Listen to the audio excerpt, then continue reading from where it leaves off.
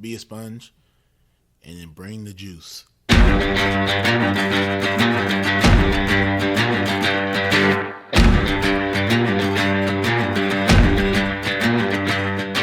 By focusing on your improvement, by focusing on your progress, and eliminating any fixed mindset that you may have and acts of perfectionism, then you encourage your own mastery. On some level, we do what we want to do 24 hours a day. Now, sometimes it may not seem like that, but if I'm choosing to work instead of sleep, what I'm actually saying is keeping my job is more important than sleeping. I'm tired of this. I'm tired of getting beat. What can I do to get over this hump? So mentally, that's when I kind of put that forefront, like, hey, it's either all or nothing. I like to put failure in quotations because I don't believe that failure is true failure if you're looking at it with the right mindset. The truth is, the journey to greatness is hard. It takes time, it takes effort, it takes focus, and every day you have to decide what you value, what you want to pursue, and what you want to achieve. And if you dig deep enough, if you push hard enough, we all have what it takes to be great. Welcome to the Edge of Greatness.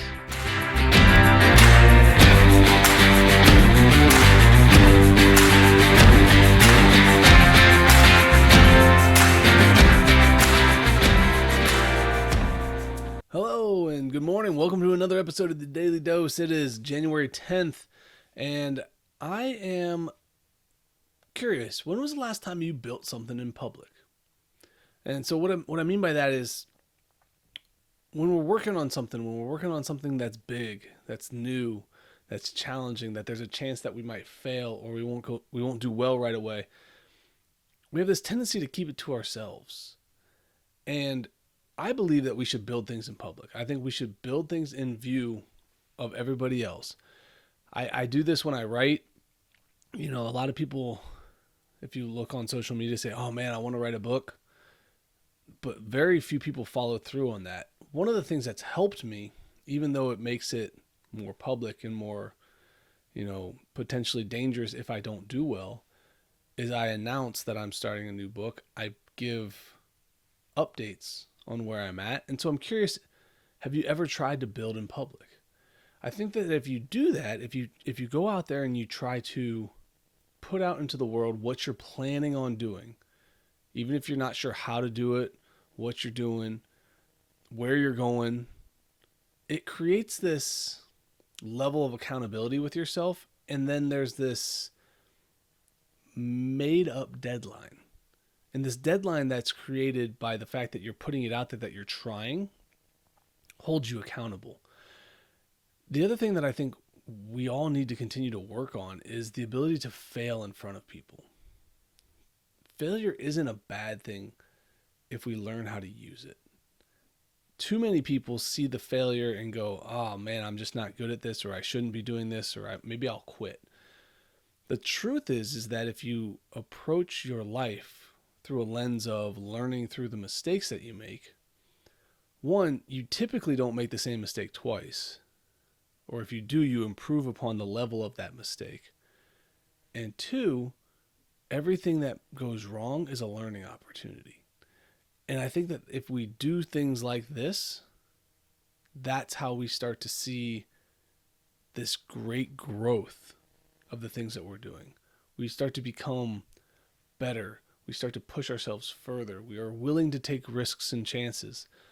But, a lot of times we're afraid to put out there what we're working on until we finish it. And at that point, everyone just thinks, oh, they just showed up there. I think there's another value to building in public. If you're someone out there and you're trying to grow an audience and you're trying to build a community, people seeing you as human, people seeing you struggle, people seeing you not do it perfect, connects you to them. Because a lot of people are struggling to get the things they want. A lot of people are really trying to build something but don't know where to go.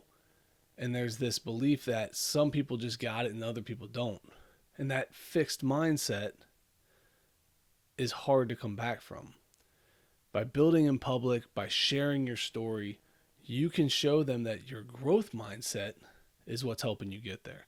Your ability to handle the adversity, to fail, to come back from it, to deal with struggles. Because anything that you're trying to build, anything that you're trying to develop is hard. There's going to be a lot of challenges. The people who succeed, it's not that they have less challenges, it's that they overcome those challenges better. They learn to adapt, to grow, to change. I've been reading a lot of books to start this year off. I've been really trying to dive into the business side of success, more so because I want this to become a business. I want this to become a successful business. But it's interesting to me how many of them struggle with sales at the beginning, struggle with marketing, struggle with what they're selling or who they're selling to. And there's always these little tiny adjustments along the way before they become these big successes.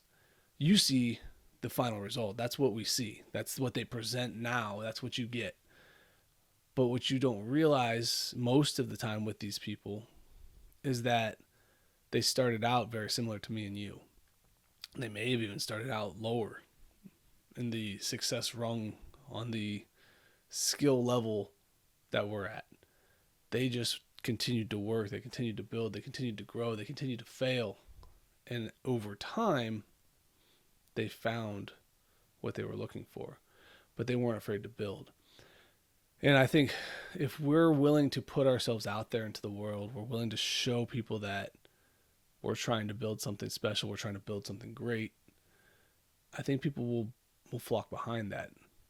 And ultimately, it's not about getting people to follow what you're doing. I use it as an accountability tool because I'm a big follower of finishing what I start if I know that it's part of something else. So when I put it out in there into the world, it becomes part of something else. It's no longer just a secret plan that I'm trying to do maybe one day. It's part of what I'm doing now. If I have announced that this is what I'm doing, it's part of this is who I am now. If I hold on to it and I keep it secret, it feels more like a wish. It feels more like a secret endeavor. And those tend to not carry the same weight with me. So I'm curious what you're building this year. I want to know, what is it that you're trying to accomplish? Would you be willing to share it? Put it out there on your social media platform. Share it with your friends on Facebook. Make it a smaller group if that matters. But share that you're building something. Don't keep it to yourself. Even if it's a small circle of friends that you share it with. Share.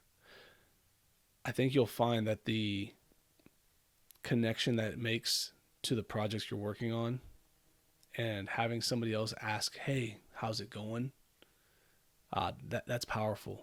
And I think if you do that, you'll have a much more successful 2023 building the things that you're not sure if you're good at.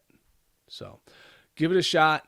Shout out. If you want, you can share it with me. You can keep it private for now. I'll gladly help hold you accountable and keep you on the right track. So shoot me an email at charles@theedgeofgreatnessproject.com. But as always, guys, keep reaching for the stars. Fall flat on your face. Remember, whenever we fall, always get up. Thank you for joining us today on the Edge of Greatness podcast. If you haven't yet, please take a minute now to subscribe and review our show. Join us again next week as we continue to dig deeper into the key components of greatness. The path to greatness is never linear, so remember to keep pursuing greatness no matter what. Keep stretching your abilities, reach for the stars, and fall flat on your face. But remember, no matter what happens, whenever we fall, always get up. Until next time, I'm Charles Schultz, and this was the Edge of Greatness podcast.